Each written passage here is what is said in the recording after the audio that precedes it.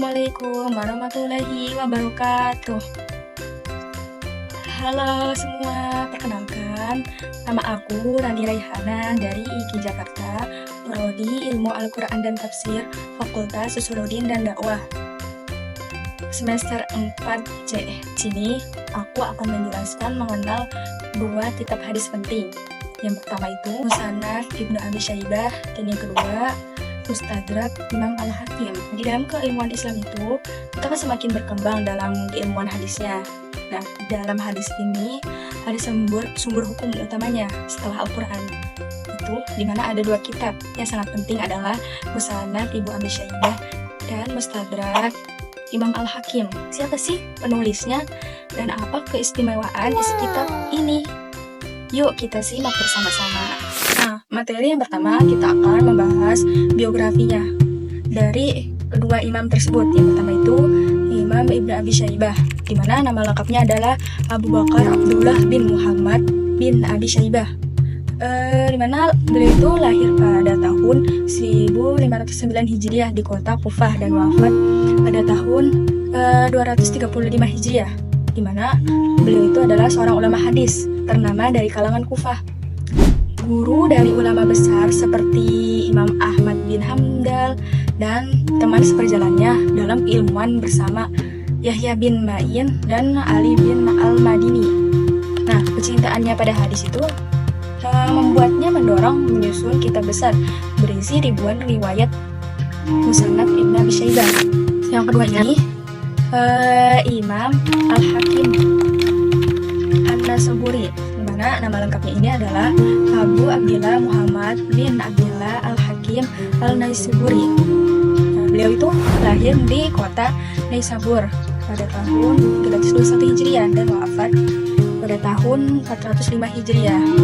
Nah, beliau ini dimana sangat mengenal dalam hadisnya dan kritikus sanad, dimana beliau ini kan berguru kepada ulama-ulama besar seperti Ad-Daraqutni dan menjadi guru bagi Imam Al-Baihaqi, dimana karyanya itu sangat terkenal dengan Al-Mustadrak As-Sahih dan menjadi pelengkap dua kitab Sahihnya, Sahih Bukhari dan Muslim. Materi yang kedua kita akan membahas tentang karakteristik di dalam kitabnya ini. Kalau di kitab Musannaf Abi Syaibah ini merupakan salah satu karya komunikasi hadis tematik, bisa disebut kayak Musannaf.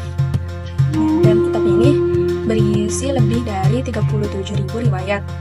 Dalam 37.000 riwayat ini mencakup beberapa. Yang pertama itu ada hadis Nabi, yang kedua hadis sahabat, dan yang ketiga ada fatwa tabi'in.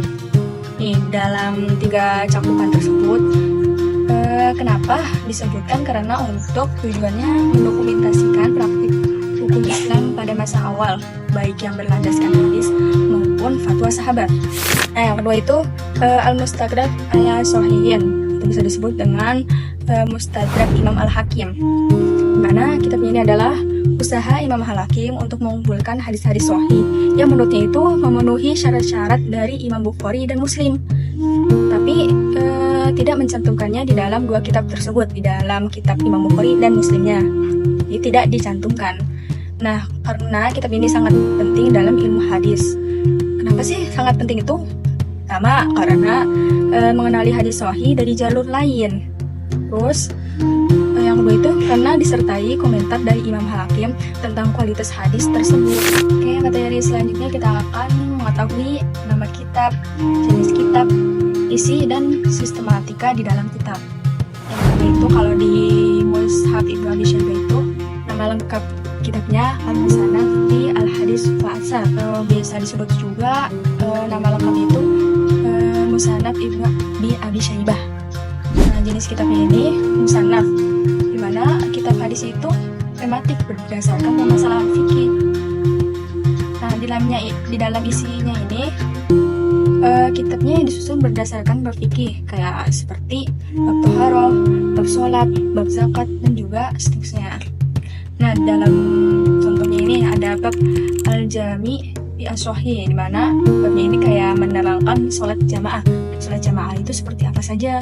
Terus ada bab fi Al-Jihad, Dan juga ada bab tentang wanita, adab makan, dan lain-lainnya. Karena di dalam kitabnya ini kayak sangat berguna untuk mengetahui praktik amaliyah generasi awal Islam, karena banyak meriwayatkan asar sahabat dan tabi'in. Nah, yang selanjutnya ini Al-Mustadrak Al-Aswahiyi, atau bisa disebut juga Mustadrak Imam Al-Hakim. Nah, nama kitabnya Al-Mustadrak Al-Aswahiyi. Jenis kitabnya itu jami. Kenapa jami? Karena mencakup semua tema hadis seperti akidah, ibadah, muamalah, adab, hingga sejarah lainnya. Isi dan sistematikanya itu disusun berdasarkan kitab tema utama.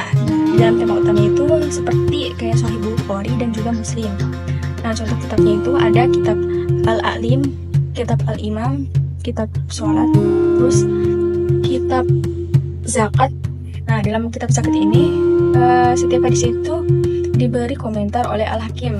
Nah, di dalam komentar itu semisalnya hadis ini sahih menurut syarah Muslim, tapi tidak diriwayatkan Bukhari. Namun, apabila hadisnya ini masih dikritikan oleh ulama setelahnya, jadi kayak hadisnya itu masih dikritik oleh ulama setelahnya.